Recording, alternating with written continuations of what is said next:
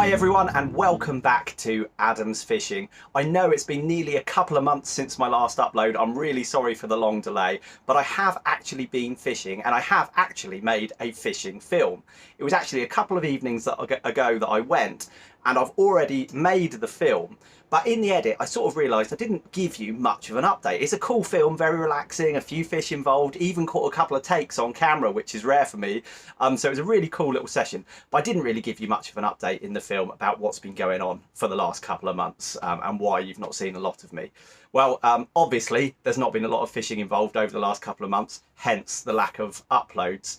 But things have been happening, haven't they? I mean, certainly in the UK, the weather has just been ridiculously hot for quite a long period over the last couple of months, with a couple of huge heat waves. I think record temperatures of over 40 degrees, which is just insane for England. Yeah, that caused my club to shut down the lakes for a little while.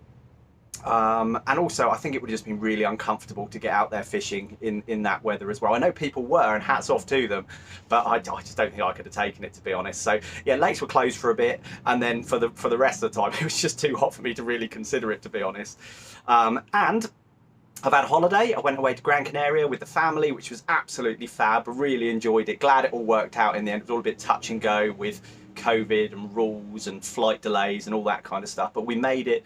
We had a great couple of weeks there, and so that's some of the time gone as well, isn't it?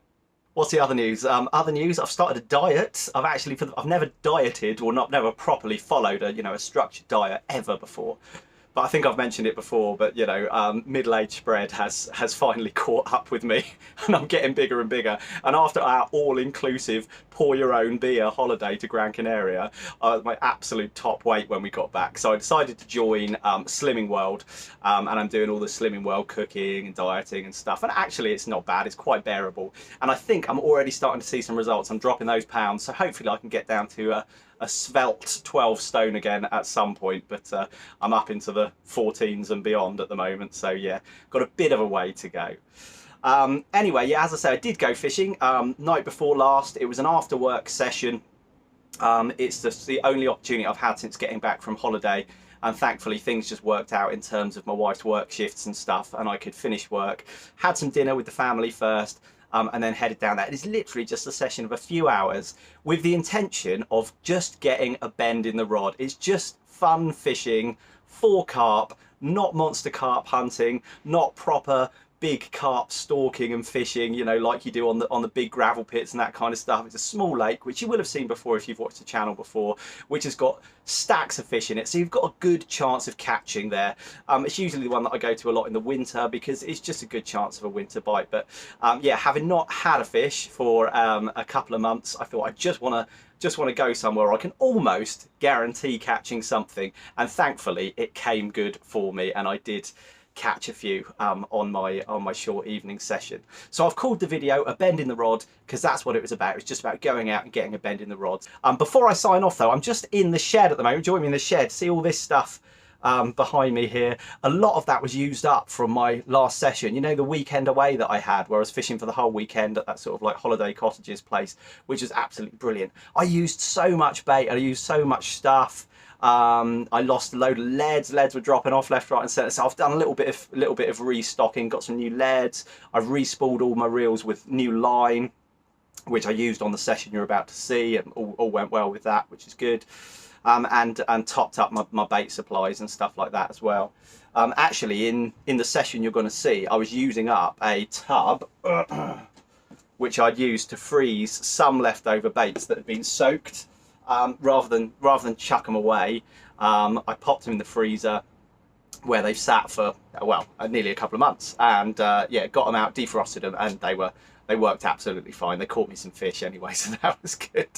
I was using just for a tutorial element, because I know some of you like to see a little bit of tutorial about what I was doing. I was using for my rods that were fished on the deck, my usual snowman rig. Look back at the previous video if you want to see how the snowman rig is set up. But what I was using, as you'd see on that video as well, is these little PVA mesh bags, which actually thread down the hook link and just pull the hook into the bag. Now, my reason for doing so is not so much to add this little ball of attraction near my hook bait. that's just a convenient side effect. The reason for it is to eliminate tangles on the cast. Now, I don't think you'll ever completely eliminate tangles, but this very nearly gets you there. Obviously, with the hook covered up, it can't really snag on anything. It can't fold back on itself and snag on the line or the lead setup. It also can't snag on any debris in the lake on the way down. This all goes down together. This dissolves and your hook bait is presented, and your hair hasn't tangled around the hook shank, and all of those things are eliminated with these. So these are a really important part of my fishing, and I very, very rarely cast out a rig without threading one of these on. So a little PVA mesh bag. So just so you know, this is the 35mm mesh that I use, I believe, and you use a tube like this. This is not for the pros. I know the pros know this, but just for the beginners, if you haven't seen one of these before. And you've got this little stocking and a plunger. I'll just make one for you, just so that you can see, actually, just for a little bit of interest. Open up the top of this bucket here, you'll see in there I've got a mixture of, it is little 2mm pellets, some active stick mix, which is a powder, and some krill ground bait, which is also a powder. So it's just very small pellets and a couple of powders.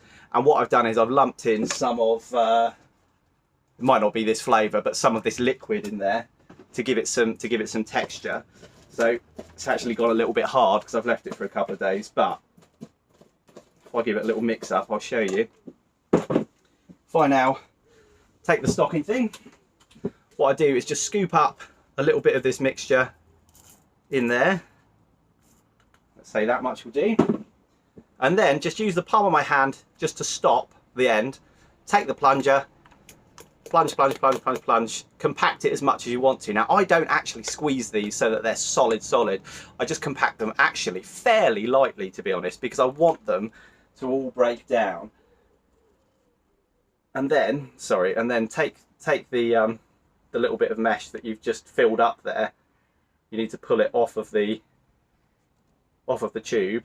Just pinch the end and twist. 1, 2, 3, and there's the bag. That's what I want. And then what you need to do is take a little bit more of that mesh off, form an overhand loop, go right over the top of the bag, and then pull tight. And there is one of my little mesh bags, and I'll just snip off the end there, and that one will be ready to cast out. And what I usually do is tie up loads in advance. I might tie up 30 or 50 of them, and they'll all go in the top of that bucket, and so long as you keep it dry, they'll be absolutely fine. If you leave them for a long time, they can go a little bit stiff and harden up a bit. But what you can do is just give them a little massage and break up with your fingers, and you'll find that they soon become supple again, and they work just fine, or they have done for me anyway on many occasions. So yeah, I'm pleased with my little PVA mesh bags. Glad to have been able to show you a little something in this intro about what I've been using in the session you're about to watch, if you're still with me. I used those little mesh bags on the session you're about to watch, and they caught me a few fish. So enjoy the film, and hopefully I'll catch up with you again soon.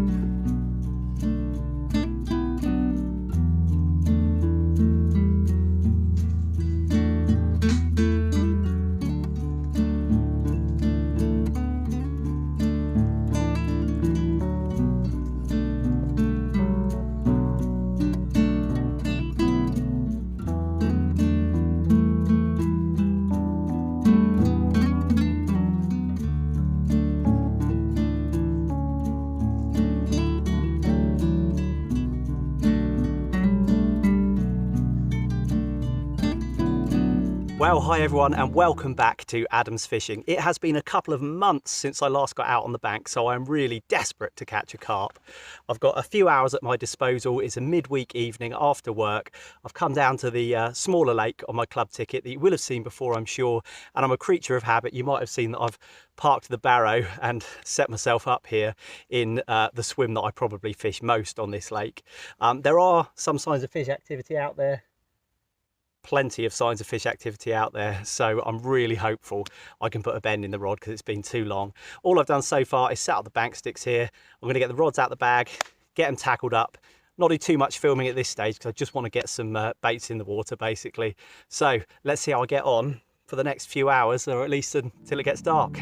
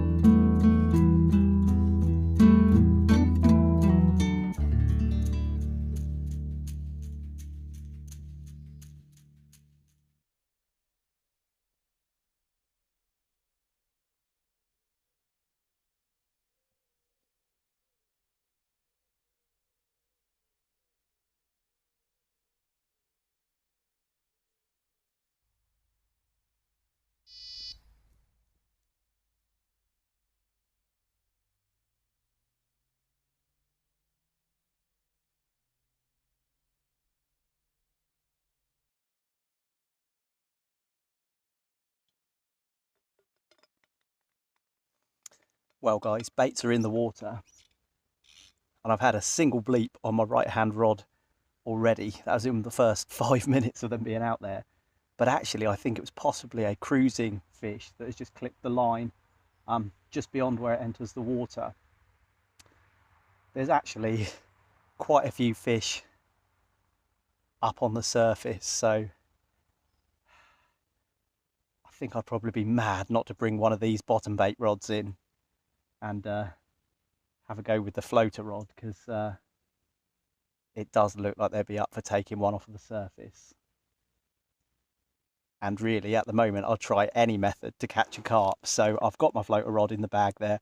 I think what I want to do is bring in the probably bring in the left hand rod and then just leapfrog myself, go to my right hand side there and just spray out a few floating pellets and see if any fish start to take.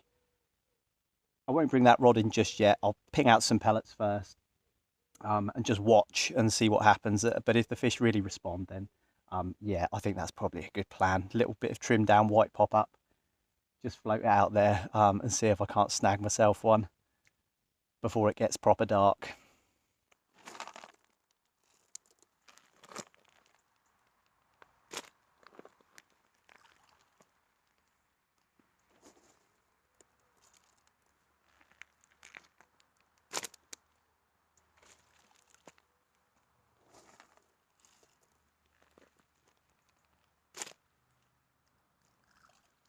Now I'll just watch the surface, see if any mouths come up. Really exciting style of fishing, floater fishing, something I've only recently really sort of started having a go at again. And oh, I just saw a swell, so yeah, I was pretty confident there were fish just below the surface, and you can possibly see the ripples there in this video. They're out there.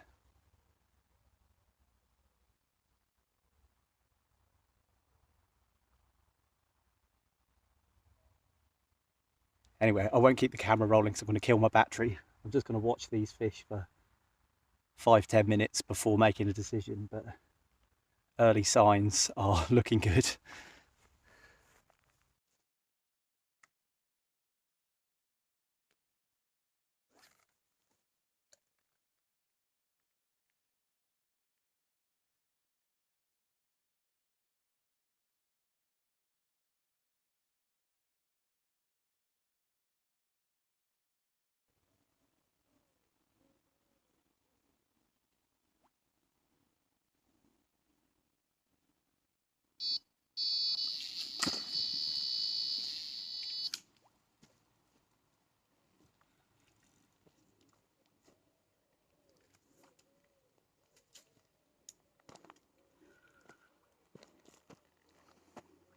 Fish on my one remaining bottom bait.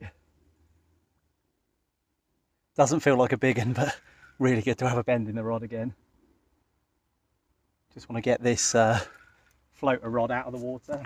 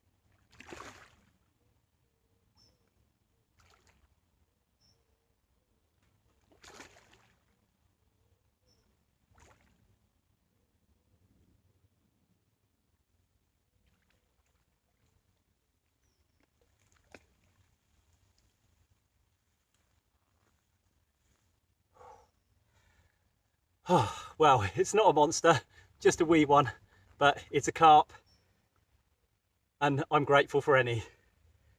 Absolutely brilliant. I'll get him out and show you. Well guys, there we go. My first carp in a couple of months. It might be small, but I'm absolutely made up with it. Lovely little dark grey common. Good condition actually, considering the time of year and how hot it's been. But yeah, absolutely chuffed to bits with that one. Hope I can put a much bigger one on the mat, but that'll do me for now. Absolutely magic. Slip her back.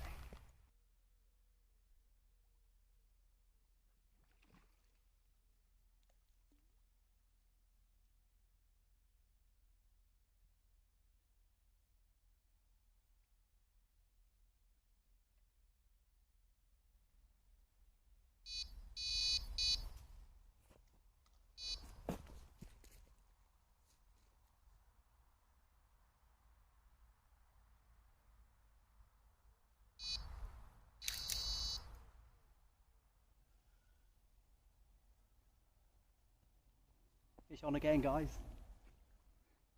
Same bottom bait rod. I'm getting a bit frustrated with the surface fishing. Don't think the hook's quite sitting right, so I can't seem to get a hook up. But I'm not complaining as I'm playing one on this rod. Hope it's a bit bigger than the last one.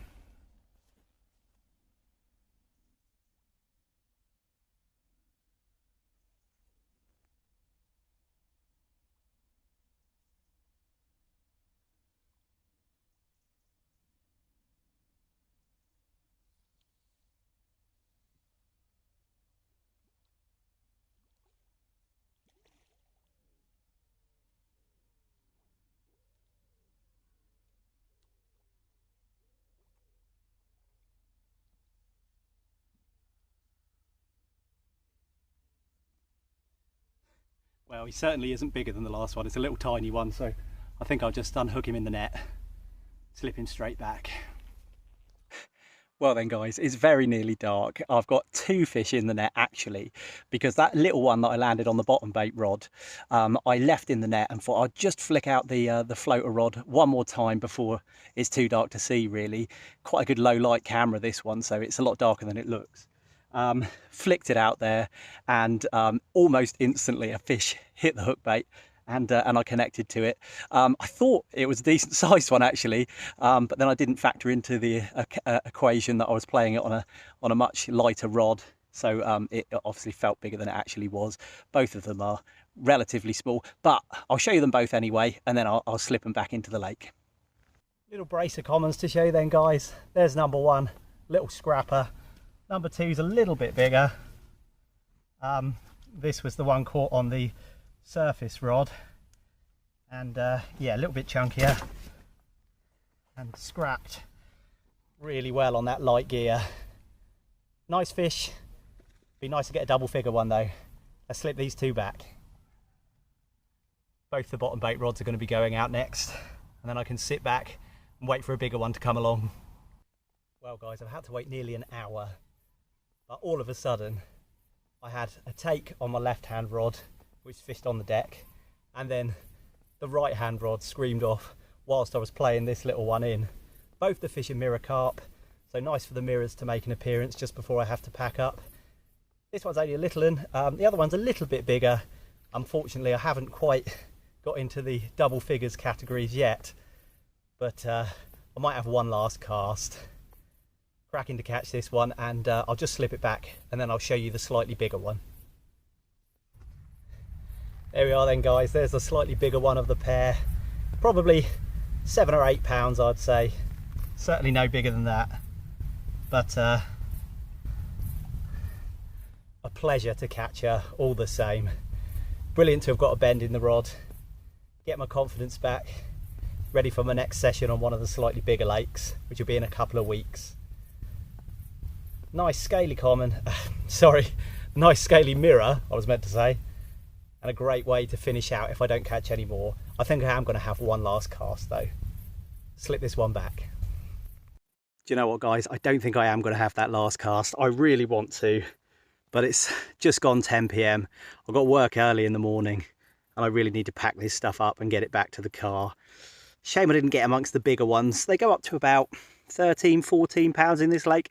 Apparently there's an 18-pound common in here. I haven't seen it, but I have it on good authority that there's one in here. So there are some like decent double figure fish in here. Unfortunately didn't get amongst them on this session, but hey, the plan was to come down and get a bend in the rod, and I did exactly that. I caught off the surface and I caught on the deck using my snowman rigs. It's really great to have done so. So yeah, successful trip. Nice commons and mirrors, nothing big, but hopefully next time I'm on one of the bigger lakes, I'll get amongst some of those real big uns. We'll see. Thanks for watching.